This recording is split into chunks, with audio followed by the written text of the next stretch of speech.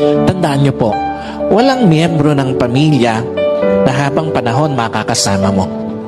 Walang asawa na habang panahon makakasama mo. Walang magulang na habang panahon makakasama mo. Walang anak na habang panahon makakasama mo. And at the same time, wala din namang kapatid na habang panahon makakasama mo. Meron lang itinakdang panahon ang Diyos para makasama sila sa buhay mo.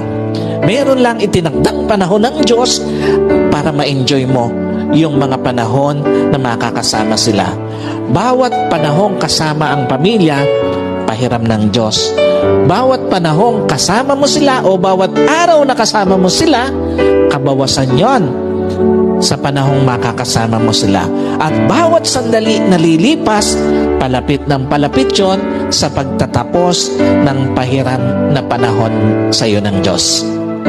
Kaya hindi dapat sinasayang panahon para sa pamilya, lalo na sa pagtataniman ng sama ng loob, lalo na sa pagkakait ng pagpapatawad, at lalong-lalo na sa paggagawa ng yaman.